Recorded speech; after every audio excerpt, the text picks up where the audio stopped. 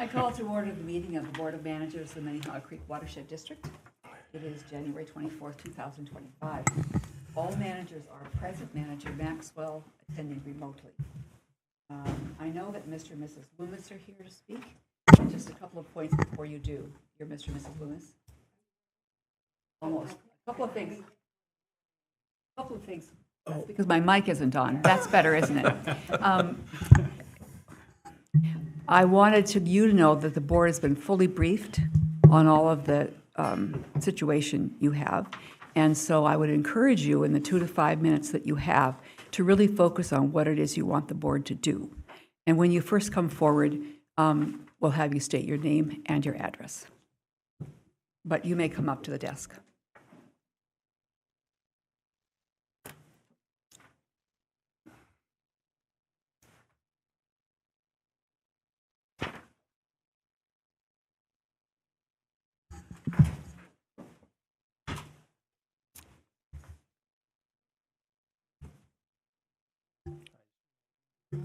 These are on for you. Yeah, I can handle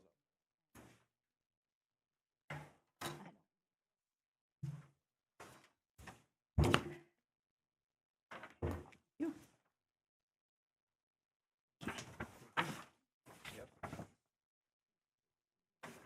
Thank you.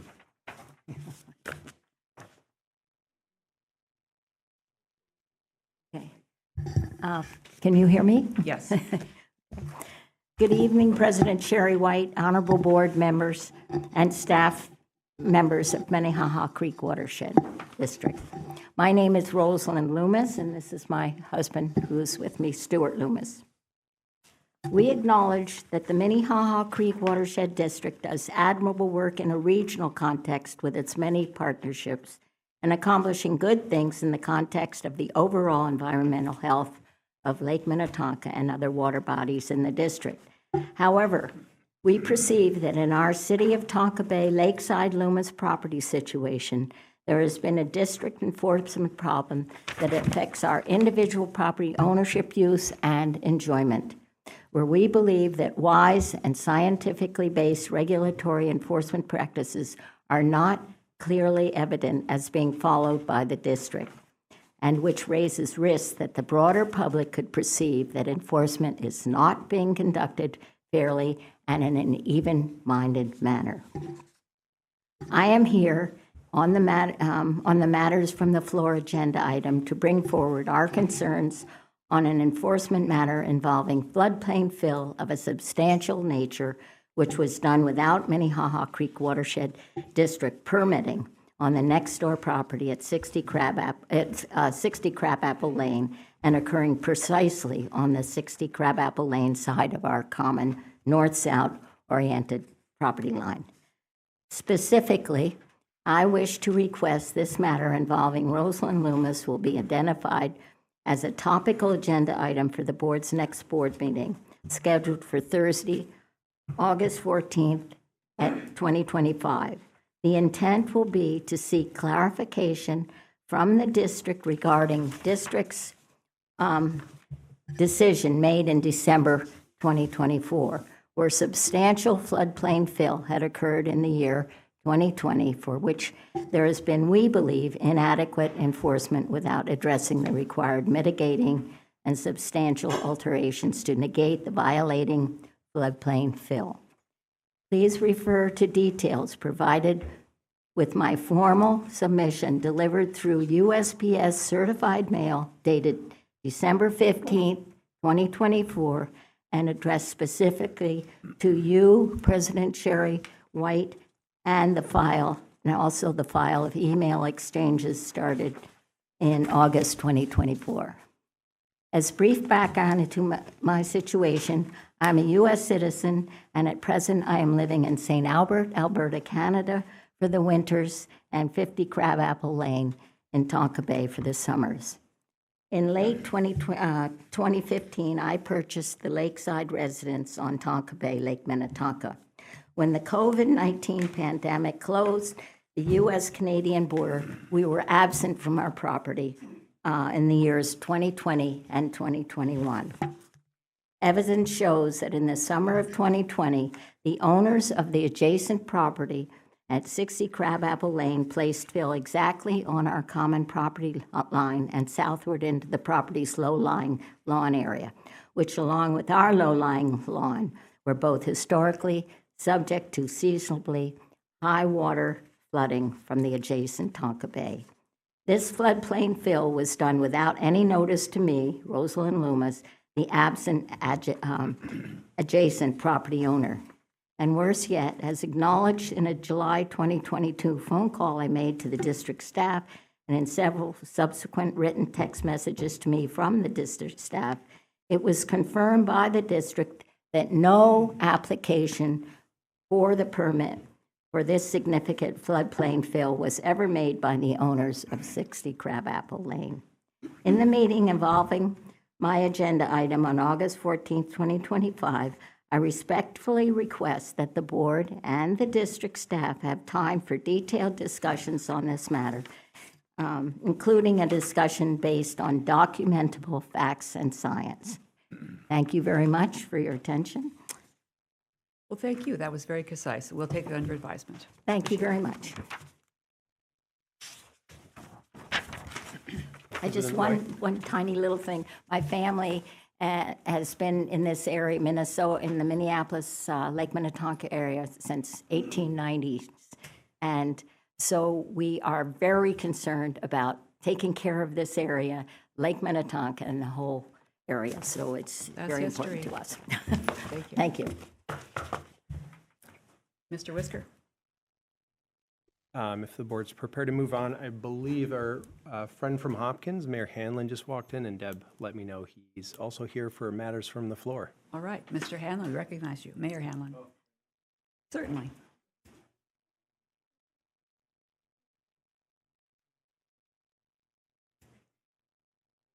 You have reinforcements. We don't have an age limit or, She's got some things to say, too. Well, as you know, please start with your name and your address, and then go ahead. Patrick Hanlon, Mayor of Hopkins. I live at 109 11th Avenue North.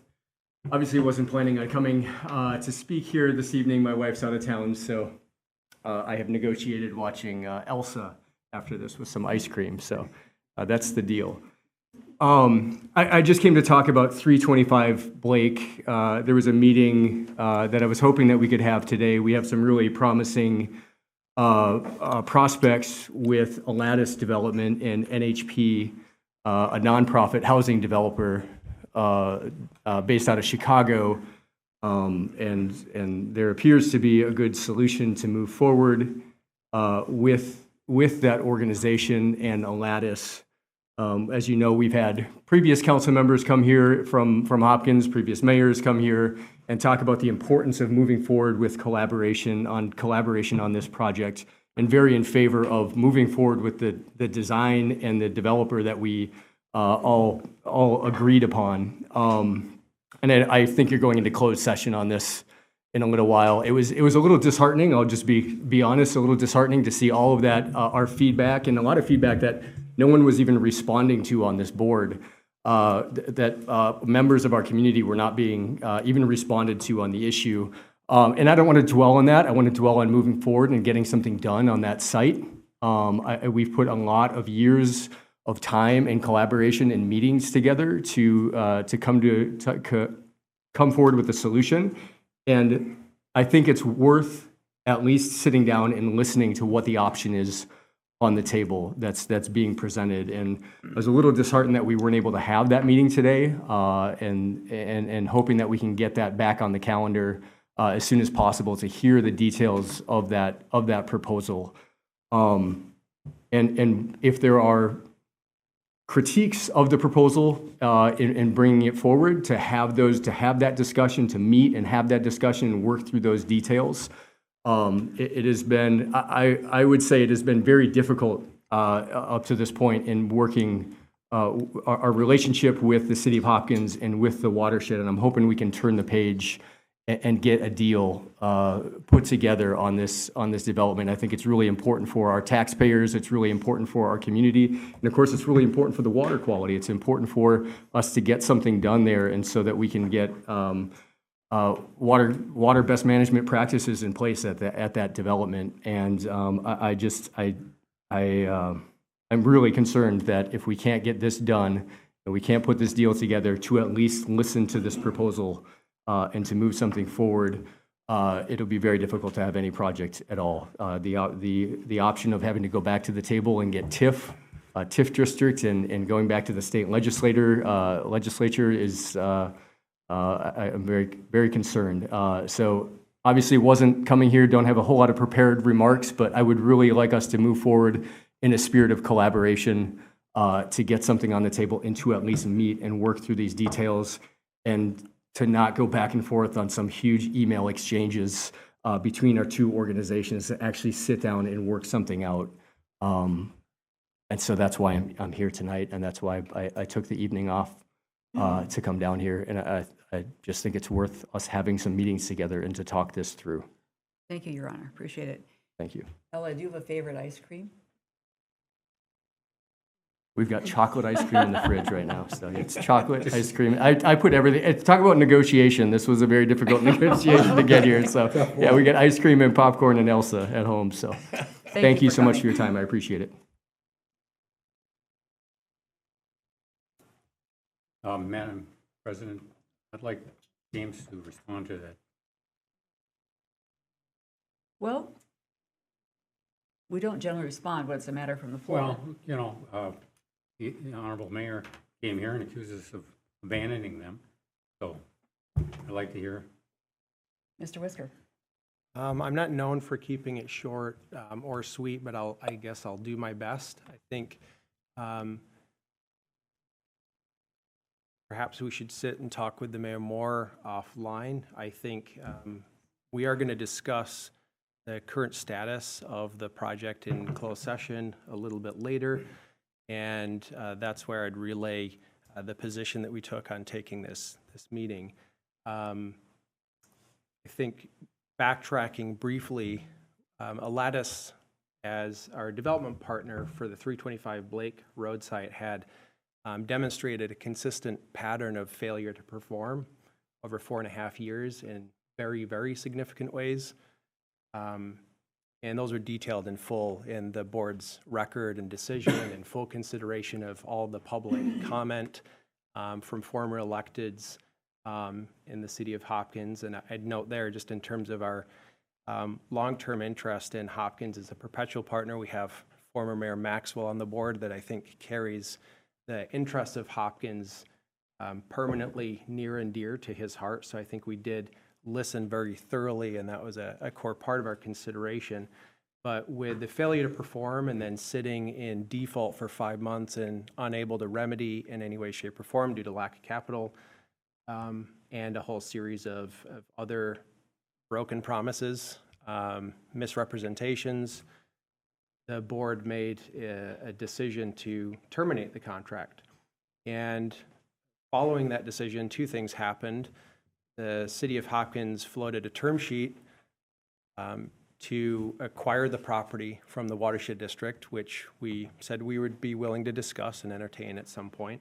But the second thing that happened is the Alatus chose to sue the watershed district on the false basis that we had entered into a joint powers agreement with the city of Hopkins. And so it's really for that reason that we've consistently communicated in writing to both Alatus and to leadership at the city of Hopkins that any terms that Alatus wishes to discuss, because they are in active litigation, have to occur through the process they have opted into, which is a court process.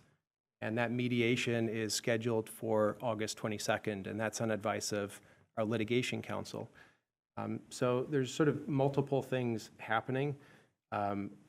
City staff had reached out and said they wanted to meet to discuss the city's interest and willingness to acquire the property for the full purchase price. We said we were willing to have that meeting. In response to that, we got an email that included NHP, who we've never heard from, met with, and Alatus with draft purchase agreements, draft purchase and sale amendments, the details of which we could discuss in closed session, the merits of which we could discuss But the fact of the matter is, the board's position has been clear based on advice of litigation counsel that those are terms that we will discuss through mediation due to Alatis's decision to litigate the issue. And I would say, just as an editorial, there are significant issues in the proposal that I've had, less than 48 hours to review. Thank you very much. Make one. Yes, Comment, Manager Loftus. Appreciate the mayor coming here. And the board isn't aware of the specific meeting you're referencing in the past 48 hours. However, we are very aware of the months and months of communication and, Manager Loftus, is your microphone on? oh, I think it is. Okay, excellent. The previous months of communication and negotiation, and while we've heard the name NHP before, it hasn't come through in the past few years, but in the President White's point, we're not in a position at public comments to go back and forth, but if you had information on, the city's willingness and interest in buying the property or moving the road infrastructure forward for us to do our project, those are the information, we don't have anything different in front of us, but that's what I think the city of Hopkins could be putting forward. I understand Alatis and NHP have their own thing going on. It hasn't, so far they've failed on their obligations with us.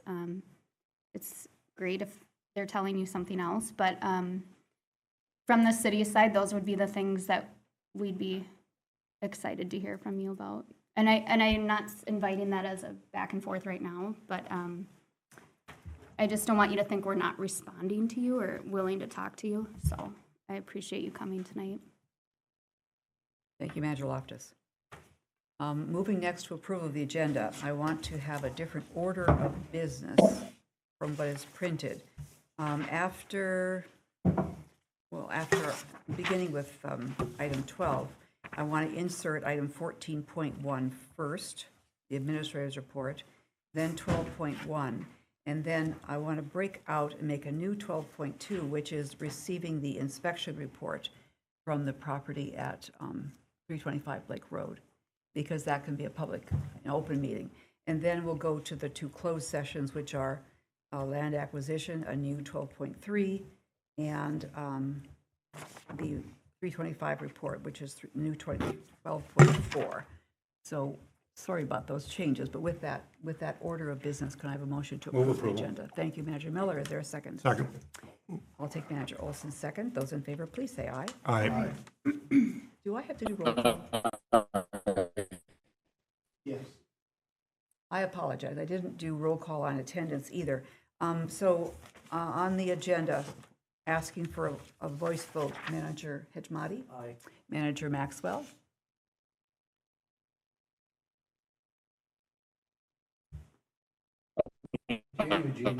On the agenda, okay. Aye. Manager Miller? Aye. Sando? Aye. Loftus? Aye. Olson? Aye. White also votes aye. Agenda is approved. On the consent agenda, we have approval of the minutes of the June 26th board meeting and approval of the 3 check registers, the general checking account, surety checking account, and wire transfers. Is there a motion to approve the consent agenda? Move approved. I'll take Manager Miller's motion. Is there a second? Second. Manager Loftus. Then voting on the consent agenda, Manager Hejmati? Manager Maxwell?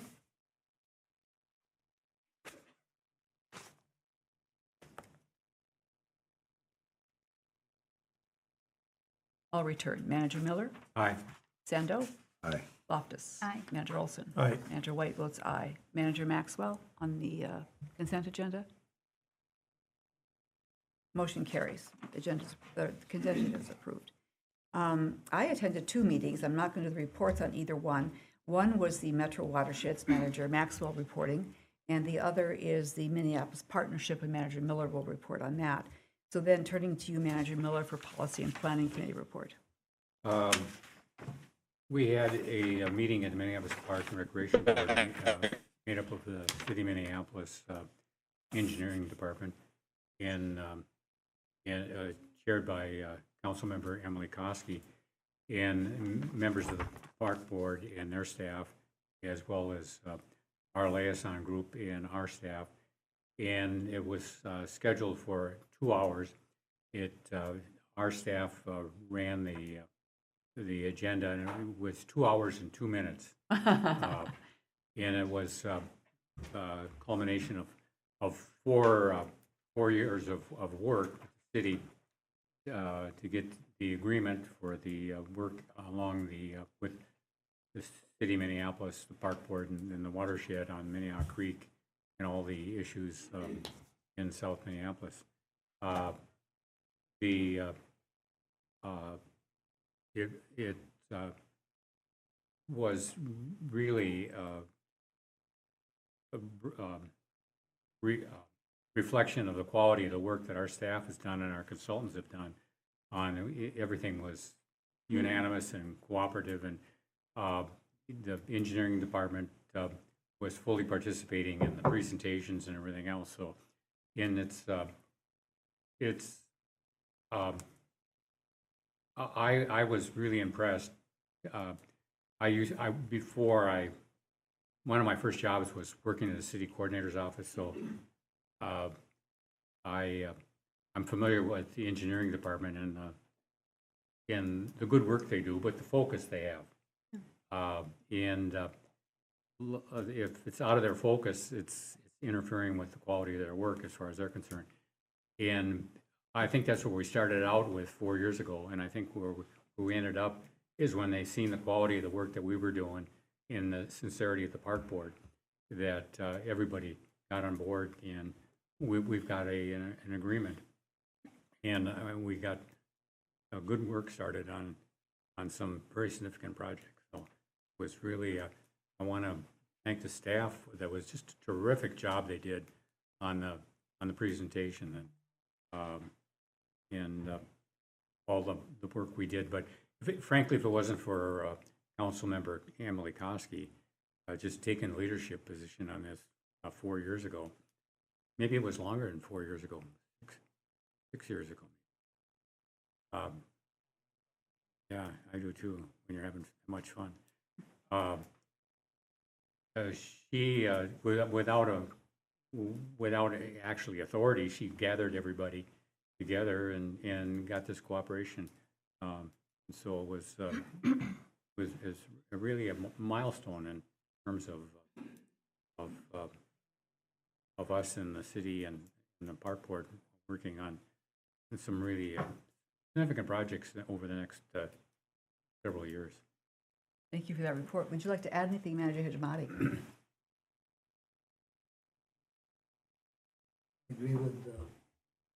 I agree with what Manager Miller is saying, which is that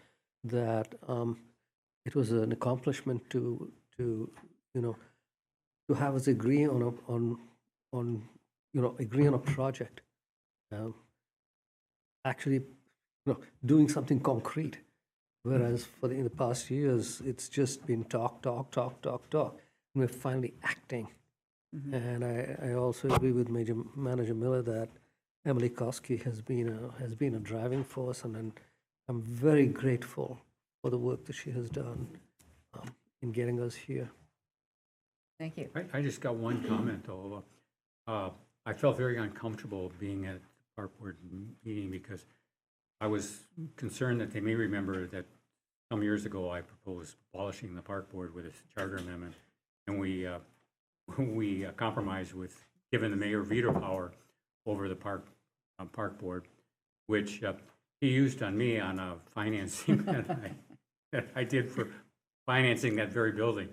But we overrode the veto at the park board and got the building financed and purchased and remodeled. But, It didn't seem to have an effect. yeah. Could you also, Short-term memories. institutional memory may not have gone that far. Could you also report on the policy meeting we had earlier We had a this evening? terrific presentation by the permit department on projects they're working on and issues that they're facing.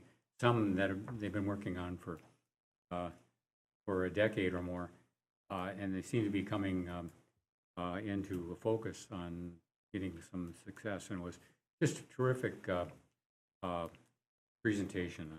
And It's a kind of a, not only a report, but it's an education for us for how much work they have to do on each one of these projects, and all the people have to cooperate. It's total cooperation. It's not regulating, it's cooperation. Thank you. Manager Loftus, can you report on 2 weeks ago meeting for your committee? Yes, I had to look it up because 2 memory weeks. failed me. But we are more than halfway through our budget process. And the last committee meeting on July 10th, we were in kind of the budget refinement area where the board provided feedback on not only the budget, but the budget publication and work plan. So that was helpful. And just so the public's aware, where we're sitting and what we brought to the CAC was a 0.9% increase in our expenses and another 0% levy increase. And we're able to do that with our staff and really staying needs-based and priority focused. You know, you really understand our priorities when you look at our budget, which is, I think, really helpful when we send those publications out. Two of the drivers for our small increase this year are staffing costs, and then also we are starting to develop our 10-year watershed plan that'll come out in 2027. So that accounts for our small increase. And then I can roll right into CAC because it was last Wednesday, the 16th, so 6 days later, and it was another very well-received presentation by James on the same budget. I can report that everyone loved it. It was a great meeting. And I figured out why, so we can talk about Okay, that later. I can't wait to hear why. Okay. But they had a lot of suggestions and ideas for improvement. They echoed Arun's comment about personalization, any way we can incorporate that. They had, you know, comments about the diversity of the pictures by location in the publication. They had, you know, an emphasis on focusing on impacts and results and maybe adding a rainfall graphic. So, I mean, they were very engaged, you know, spent a lot of time really poring over that document, which I think gave staff good feedback. They had really great varying questions too, not just about the budget. Like I said, the budget kind of lays out what we're doing all year. And so we kind of got into some side conversations. They wanted an update on 325 and the lawsuit we've been fighting. They had really insightful, useful questions that I loved hearing. A couple of them were, you know, how does our budget compare to other watershed districts? It's a great question. You know, how much does it cost to operate the dam in theory? Another great kind of holistic question. I just think they're a really smart and engaged group, which I appreciated. And I walked away with, you know, a couple of policy inquiries that were touched on and provoked through their conversation too. And not that they're for us to tackle right away, but just ideas to keep on our radar. Like there was a talk about golf courses, and of course we just worked collaboratively with Minnetrista on theirs. But, you know, you can't regulate. We're limited in our regulation, but, you know, how do you incentivize golf courses to use less chemicals and care more about water quality and, you know, as a significant driver of some of the issues we see. And then, you know, one of the sad but true issues they brought up was, you know, safety for officials and staff and property, given the state representative assassinations recently, you know, kind of asking us what are our preparedness plans for that. So it's just a really holistic view of the organization, and they have really amazing questions. And so I was grateful to be there and thought it was a great conversation. And they're extremely supportive of what the board's doing, and it was a good meeting. But James probably has different insight on it. So No, go ahead. Well, I think you covered all the highlights, and I agree. We've spent time debriefing as a staff. There's just so much useful feedback that we're going to be able to harness into the budget publication.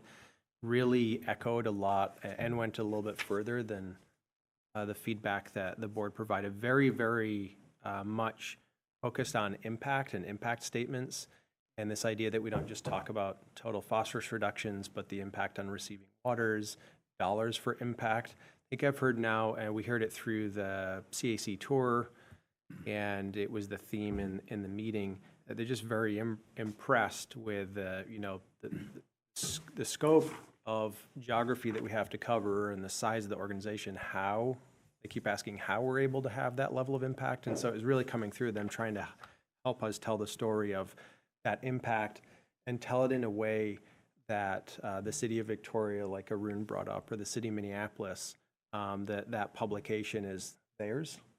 So it was just, yeah, it was really, really great. I think not much of an insight, but I've finally figured out why they like the budget. We never talk about the numbers. It's just an opportunity to talk about, I talk about the numbers, but it's an opportunity for them to have open access to talk about everything that we're doing as an organization. And so I brought that feedback back to the CAC, because given a blank slate and the opportunity to ask questions about how all of the organization works, from the 325 litigation to, this question about dam operations, this hidden program that's at the core of the organization's inception, how much time do we spend?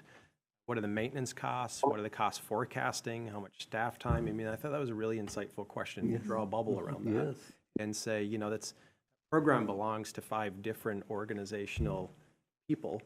And so there's time and funds spent on that the board and I aren't calculating. So my main insight is, given a blank slate like the budget, where they're able to talk about everything, we get just a tremendous amount of new policy feedback, and we should maybe think about other opportunities to do that with the CAC. I think they love the budget and the numbers. The treasurer would say that. Just for the information, when's the last time we raised the levy? I believe it was Yeah, but that was like, in 2023, I might have the year wrong, but I think in 2023 or 2022 is a 2% increase. And otherwise, so we've had a 2% increase total this will be our 7th year. okay. You might want to put that in the brochure. It is Yeah. there, yeah. Yep. Thank you. Then I'm happy to see that Manager Maxwell's connection is back. He was a liaison for the Minnesota Metro Watersheds quarterly meeting. Can you report on that, Manager Maxwell? Locked up I again. think he's frozen again. Oh, shoot. I didn't make notes about this, and I can turn to Manager Olson too, who attended. But I do know that, oh, Yeah. okay, can you go ahead? Is it still You're good, go ahead. coming in? Okay, yeah, it was a nice meeting. I think there was a little bit of talk about the summer tour, and then there was another one about the 26 years of Waterfest on Minneapolis. And it was all good. And then after that, there was like 8 different agencies that gave a talk, updates on their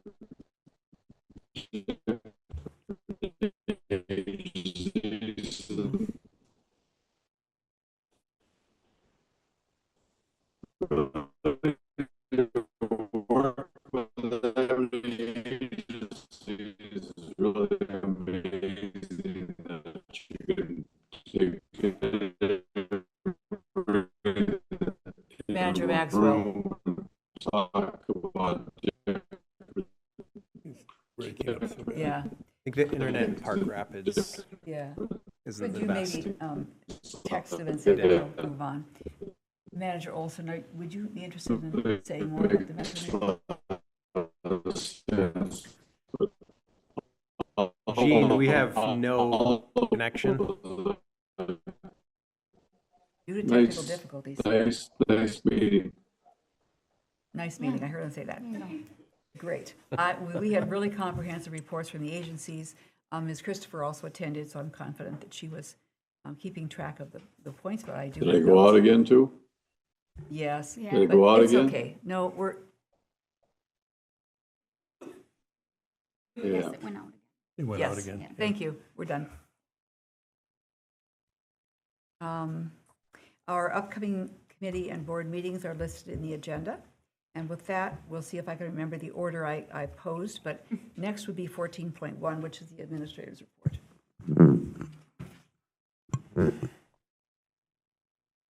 Very well. President White, Board of Managers, we'll talk about water levels first. You might remember that June was pretty I wet. can hear.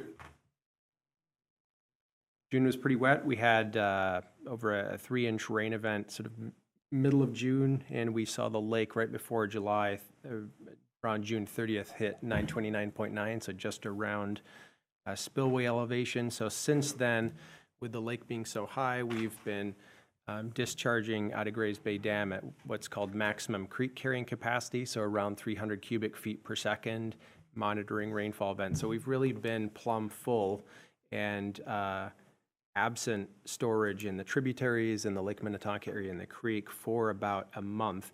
And that let up around 2 weeks ago, where the lake level hit 929, just below 929.6, and we were able to lower Grays Bay Dam discharge to 150 cubic feet per second. Since then, we've had, intermittent rain, series of rainstorms, just seen the lake hovering right around 929.5. It's a similar story on the creek. We've reclaimed some storage. And then just before the recent rain events, I think the creek down at Hiawatha was sitting just around 175 cubic feet per second. So to put that in context, it's about a foot or 0.8 of a foot lower up and down the creek as when it was in June, so quite a bit more storage. Overnight, we got just over an inch of rain. We were monitoring that. We pushed a water level update with our dialogue with National Weather Service. They were concerned that if some of those storms that tracked through Mankato last night came north, that we could get in excess of 3.5 to 4. So really big swings and still kind of a volatile summer on weather. Just that inch brought the creek back up over 300 cubic feet per second, sort of nipping at bank full conditions. But because the discharge is low and we have storage in the system that's already receded, we're back down around 200 cubic feet per second. So decent lake level, a little bit of storage in the creek, limited precipitation in the forecast. So we're expecting water levels to remain fairly moderate, at least for the next several weeks. Then Mike has let me know he got a request for a letter of support from the City of St. Louis Park yesterday for a familiar project, the Oxford, Louisiana area project. This is tied in with improvements that the city wants to make around Southwest LRT and upgrading drainage and stormwater and street infrastructure, because that area is quite prone to flooding. And this ties in with the freight rail line, their interest in specific property acquisitions just on the north side of the Greenway. This is coming in at a point where we'll have to process it before the next board meeting, so just letting you know. We will provide them a letter. We've done that in the past, and this is a project that has some allocation of budget in our capital improvement plan. Sounds like they've got about a $14 million project. They're requesting about 50% of that through state bonding. And then I wasn't sure where the administrator's report was going to fit today. President White always keeps me on my toes, so we've moved it up a little bit. And so I was going to say last but not least, but it's not actually the last thing, but we're still going to tackle it. I think everybody on the board knows that our beloved engineer, not you, Nick Wires, but Chris Meehan, is having his last day with Stantec tomorrow. And I wanted to afford Chris a chance to step up, and he wanted to say a few words to the board, and the board any opportunity they want to say to bid a fond farewell to Mr. Meehan. Yeah, last day is always great because it means vacation's on the horizon, so I'm looking forward to that. I want to thank you all for the opportunity. The past 10 years, it's been amazing to see everything. Worked with over 10 boards in my career. This is one of the leadership. Wonderful to work with. You have the guidance, the leadership, the vision to work and do things. It's just going to be so exciting to see what you all. I won't get accused like Jimmy Whiskers of being very long-winded, but I want to thank you all for the opportunity to serve the district and do all the great things. You'll be in great hands with Nick. He has hair, he has glasses, he's ready to go, he's young and full of energy. So thank you very much, appreciate it. It's been a great run. Thank you, Chris. Yeah. People have things that, say Okay, what? Chris. Oh, We're not done. I Manager just Miller. would like to say you're a gentleman and a scholar, and you explain things in layman's terms, so thank you. I not only think that you served us well in I didn't do that. And make us better at our decision-making process. But all of our partners have great faith in you and enjoy working with you, and I think it's gone a long ways to making us successful, because you've, as an engineer, you've taken on the responsibility of making everything understandable and look for the common good rather than the solution to a problem. Really, I think you really made a contribution to our success. Others? Angela Loftus? Yeah, Chris, you are a really deep well of history and knowledge and experience that I've always trusted and come to rely on, and so I appreciate that. Thank you for that. And then I just wanted you to know too that you're rare and you're talented in the way you put so much heart and care into your work, that you're not like a third-party consultant. You're part of the team, and it's because of the way you approach things, and I think that's unique. It's attributable to you, so I really appreciate the years you've given us, and our paths cross again. We only have 3 employees, this board. That's James Yeah. and Louis and yourself. And everybody else is tied into them. But we make our decisions based on solid science for the most part. And for every one of these people to contribute in the excellent way that they do, they need to rely on an engineer to give them the data that they need. And your knowledge on our watershed's hydrology is a priceless gift. And when we are struggling to understand something and we ask that question and we're focused on this individual, all of a sudden that comfort of that voice coming off from right field, explaining to us what we're thinking about is pointing today when you helped out with the Flapgate. Anyway, we appreciate that consistently all these years, and I really, as an engineer, someone with an engineering background, I really value your input and your knowledge and your grace when it comes to dealing with us. So thank you. I'll take grace. Yeah. I haven't been called graceful in my life, but I'll take it today. Yeah. Chris, I'm so glad that I got a chance to work with you. I've rarely seen anyone who has been able to do the technical stuff so skillfully, and at the same time the human part of it. That is the way you engage with the whole team. It's like you're part of the team. It's like you're part of the organization, and you have your heart in it. And then you take those engineering skills and you combine that human skills that you have in connecting with the staff and with us, and you kind of mesh with everything that we do. And so our effectiveness as a board has been enhanced by the way you have been with us, and the guidance you have given us, and the way you engage with our staff. And so it's completely invaluable and very hard to find. So, on behalf of the board, know that our hearts go with you wherever you go. We will miss you, my friend. Manager Maxwell? Can you hear me now? I think maybe Yes. I switched computers. Okay. Loud and clear. Chris, it's been a pleasure working with you. It's been a pleasure to get to know you. It's just you got a great personality for that group that we're working with too, and everything else. You just fit right in. But I think the best part is that you don't talk to us or at us, you talk to us, and there's a whole lot of difference between somebody getting talked at and somebody talking to. So thank you very much. It's been a good pleasure getting to know you. Hopefully we stay in contact and stay in touch.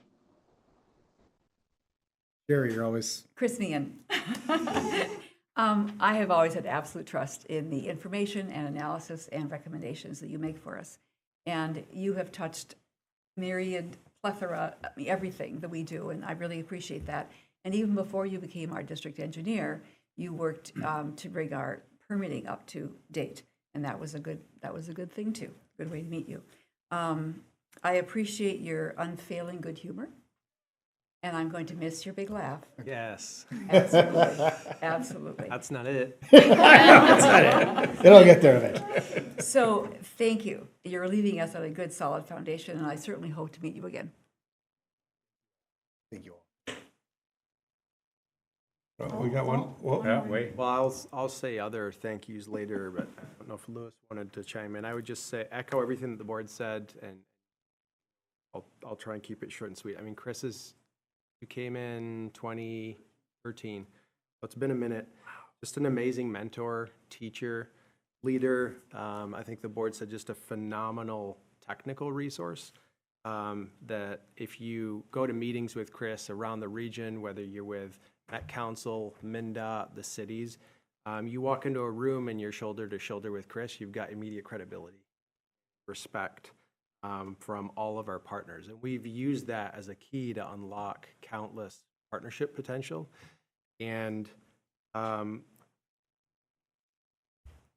aside from the technical depth, I've short of Mike Panzer, which was a phenomenal resource and great example. I wasn't here watching him get on board into the organization, but for Chris to start with us in 2013, I don't know how and when you developed just the deepest understanding of our watershed. Every nook and cranny and tributary and wetland flow and how it works is just locked in his head. And like Arun said, he's coupled that with a deep care and understanding for how the organization wants to work. So he really listens to each of the board members, puts that together as a whole. He'll leave the board meeting and follow up with us and say, here's what I'm hearing the board say. He's taking your direction and feeding the staff. He's applied all that not just to me, but to everybody on the team with equal generosity. Whether they're a field staff or our longest tenured staff, he will work with everybody and take the time to teach them and grow them. And outside the organization, he's one of our brand ambassadors. He gets our vision, he gets our culture. So when he shows up, he's got that technical credibility, but he carries the whole weight of the organization when he walks in the room. And so he is, like Jessica said, an extension of staff. And it was the ride of a lifetime when we got to work shoulder to shoulder and with Mike and others powering through the Greenway from Cottageville Park to Japs Olson, sitting in the boardroom with Bob Murphy, getting thrown out of the boardroom by Bob Murphy because of project costs, getting invited back into the boardroom with Bob Murphy, seeing that project get done, the work that we've done with the Preserve and all the countless other projects. You could work with a partner with Chris and know that you've got in 5 minutes, or a day, the technical foundation to move forward into the big feasibility study. We didn't need to take 6 months and $50,000 to prove out 3 feasible options. He had an intuition of what we could do and what we couldn't do that gave us the confidence to be bold and make proposals. And the Greenway is widely celebrated. And a lot of that stands on Chris's shoulders. Like, we wouldn't have been able to do any of that without his intuition for what we could and couldn't do, and obviously other things. So just a big impact that you've had on the Minnehaha Creek Watershed District and all the people here. And Chris makes it a priority, and he's made it a priority for his team to be here. So he offices out of our building couple days a week, and his teams followed suit. So I think the huge hole that he's going to leave is, on Tuesdays and Wednesdays, I'm all the way tucked back in my office, and I just listen for that huge booming laugh, and I know he's having positive impact out in the city. So we're going to miss that right away. Chris. I could just add a few words. Oh, no, here we go. Louis, this will be really good. We're going to go around everyone. I believe I got to know Chris in a different context out in the wider water world before we got to work together here at Minnehaha Creek. what has impressed me so much is how you stepped in to fill very big shoes from Mike Panzer, but immediately demonstrated that depth of understanding and knowledge. And so your technical insights have always been very depended upon and trusted. But beyond that, you read people well, you read and think strategically. And I really have delighted in being in conversations where the staff has facilitated kind of longer-term brainstorming and planning, and to be alongside you in those conversations has been just a gem for me. You all. I haven't blushed this much since a long time. So thank you all. I'm very, very, very deeply grateful for the opportunity. Really, really thank you. So super excited. I'll let you get to the more fun things. Well, thank you though so much for going through.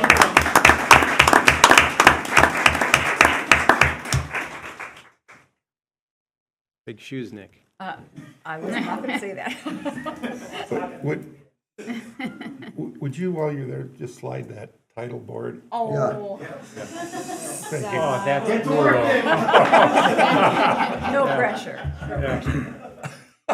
We'll Let's see if now we can take get a better answer out of him. item 12.1, Ms. Christopher presenting on the watershed resolutions meeting and delegate appointment.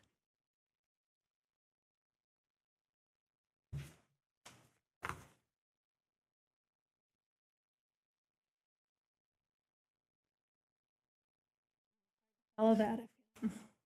Choked up. All right, so thank you, President White. Managers, I'm here to just briefly provide an overview of the resolutions that'll be considered at the Minnesota Watersheds meeting on August 25th. And just as a little bit of quick background, at a special meeting in March, Minnesota Watersheds adopted a new process for advancing resolutions and legislative priorities. And under this new process, resolutions are reviewed earlier in the year by the Resolutions and Legislative Committee by July 1st. Recommendations are then distributed to the members, which are in your packet, ahead of this August meeting where the delegates will deliberate and vote on the proposed resolutions. And then at the annual meeting in December, final legislative priorities are reviewed and approved. And so this meeting to vote on the resolutions will be held via Zoom on August 25th. And tonight the board is asked to appoint 2 delegates and 1 alternate for this meeting. As I mentioned, the proposed resolutions are in your packet along with a brief analysis from staff and legal counsel to give the managers some additional context about these proposals. I can provide a brief overview of those and try to answer questions the board might have. And so this year, 5 resolutions were submitted by the members.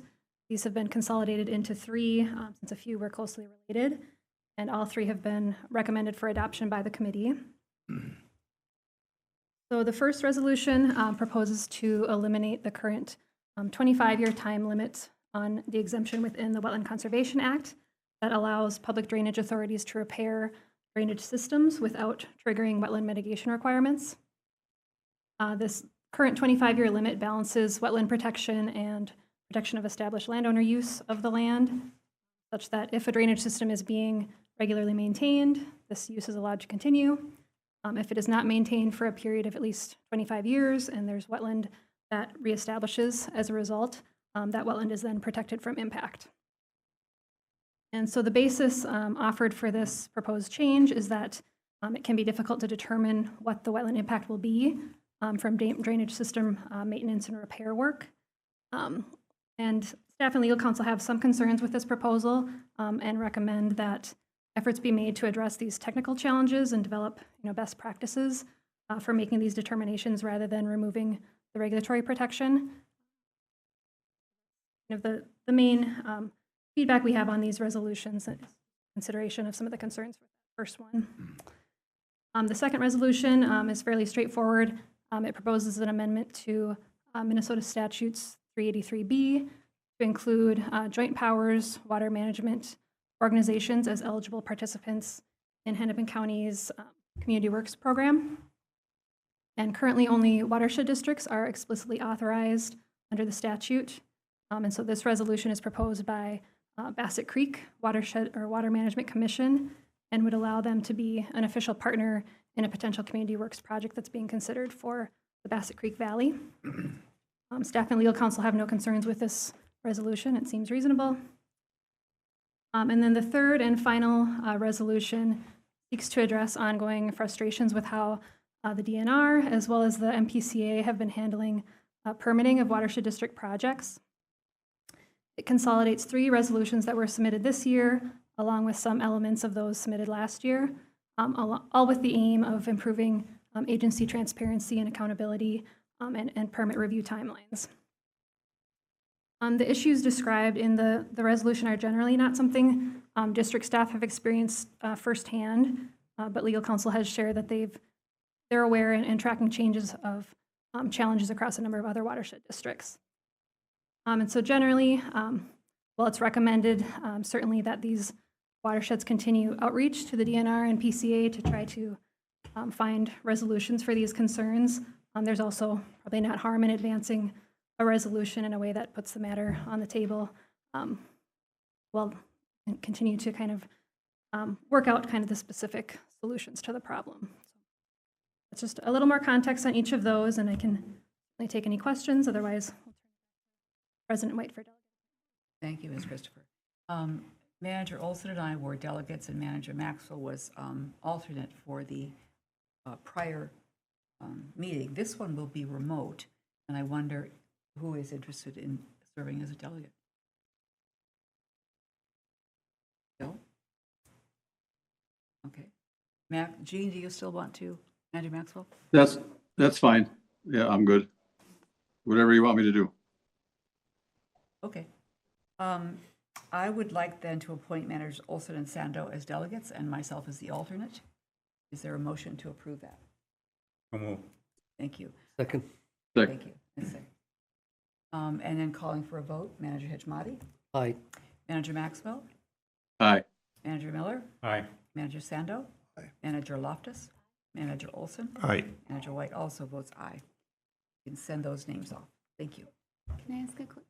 Yes. Just wondering if you, just me, or does it seem like this is less, numerically less, quantity-wise than in the past? If there's some reason for that, or if I'm inaccurate. Sure. Yeah, Manager Loftus, I do think it's a shorter list than we've seen, at least the last few years. I'm not sure if that has to do with the new process and it coming earlier in the year, and maybe people hadn't had as much time to think through what they wanted to put forward, but it is definitely.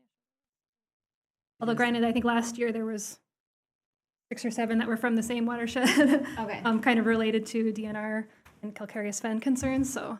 So nothing too significant. Yeah, probably. Thank you.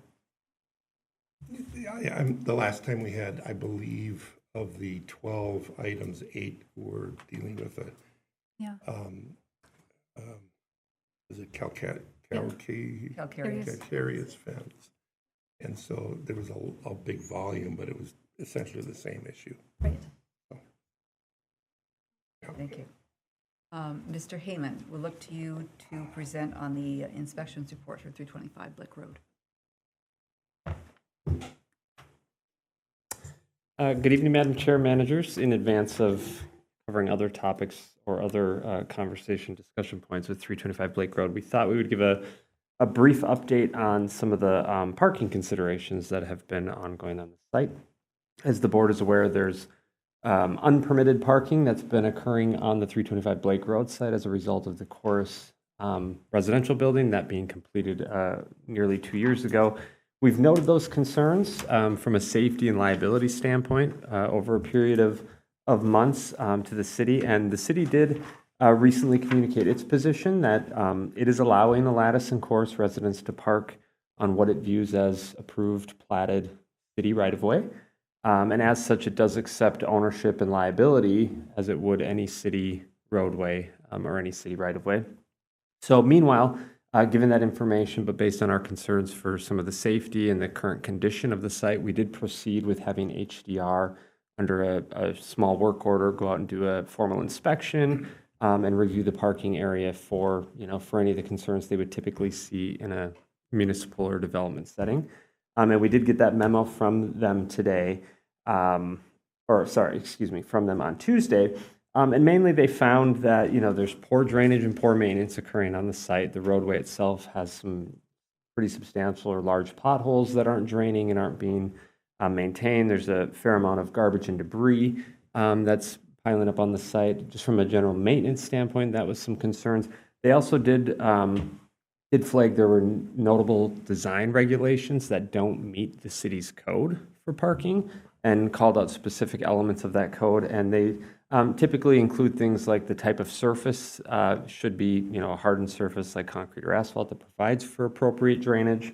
So the surfacing, striping, and signage and, pedestrian walkways, there is no lighting, so no safe illumination for residents. So those are some of the main considerations. We are going to share this memo with the city just to continue to point out some of our concerns, along with the fact that there is other parking occurring on the site that isn't within the right-of-way, and that was also flagged by HDR. They noted the areas where there are some trucks and trailers parking, some construction mats, and then did flag and provided a visual of where temporary fencing could occur along that right-of-way to cut off specific access points. A fair amount of that right-of-way is actually, it prevents you from getting into a large portion of the site due to the berms or other trees, but there are specific access points that people are clearly using. So temporarily fencing areas like that. We did want to communicate that to the city. We had intended to do that actually in advance of our meeting today, which is why we received it earlier this week. But with the cancellation of that meeting, we thought there was an opportunity to at least flag for the board where the memo landed, what we're seeing, and how that communication will make its way to our city partners. I'm happy to take any questions. Thank you, Mr. Heyman. Are there questions? Thank you for doing that. Okay, thank you very much.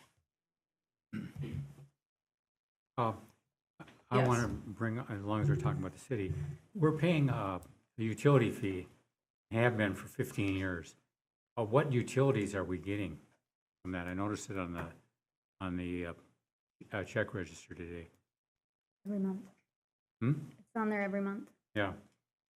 Can you cancel whatever utilities that we're allegedly getting?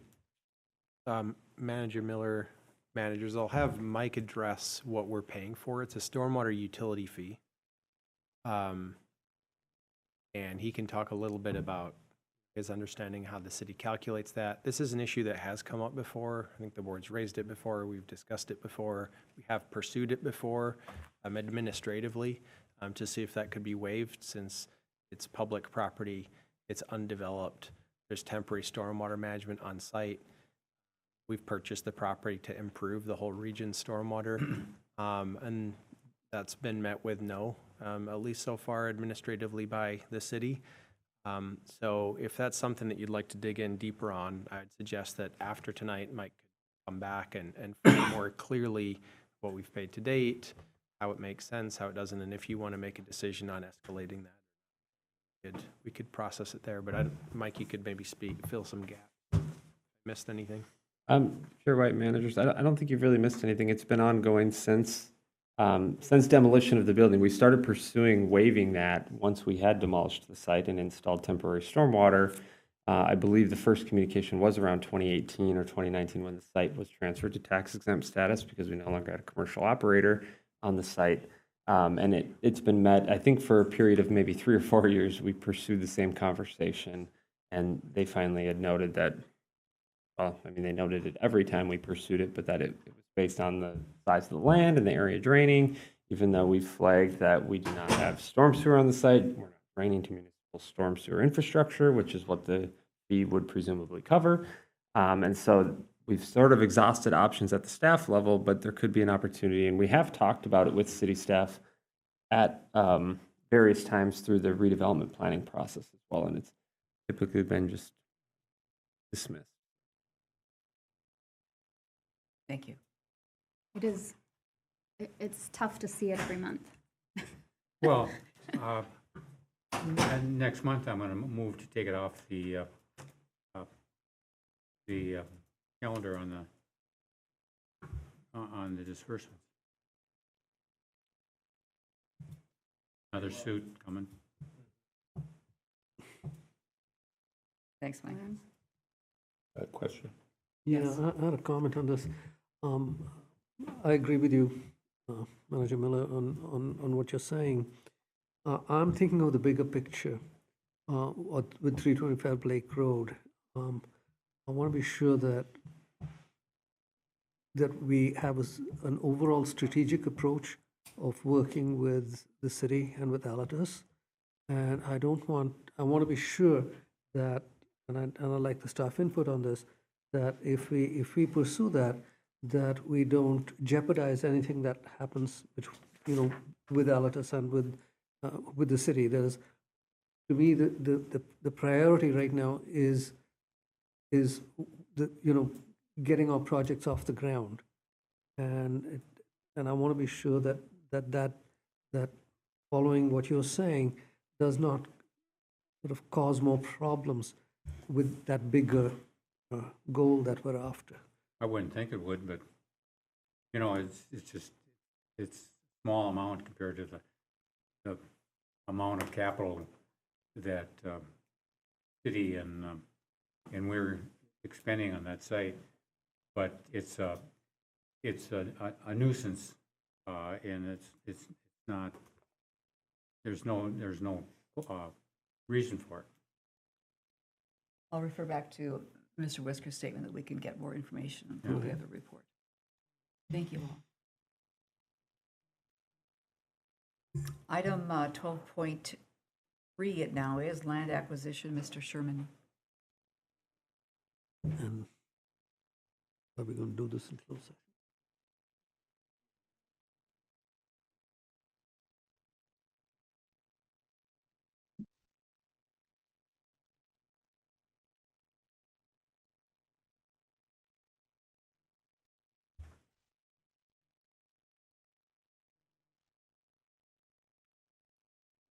Good evening, President White, Board of Managers.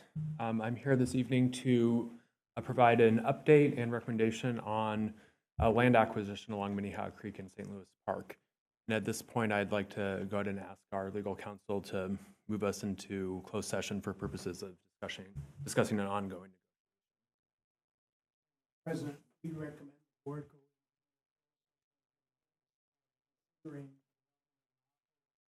purchase 2 parcels.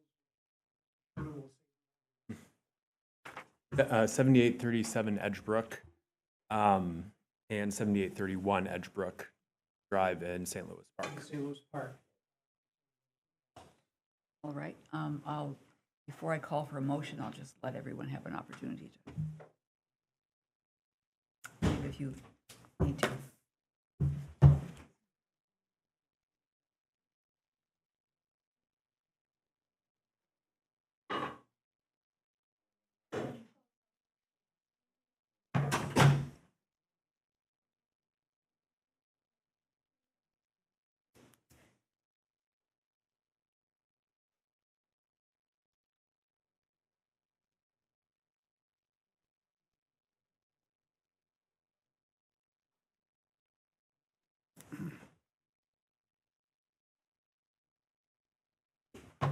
Have a good evening.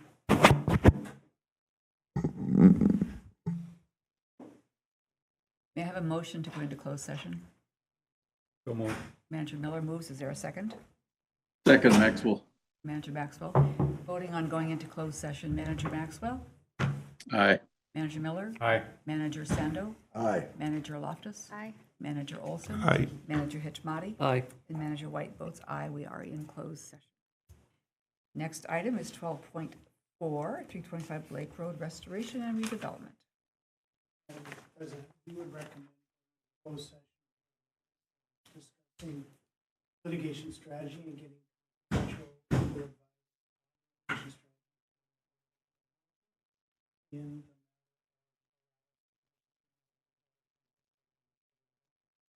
Thank you. Motion to go into closed session?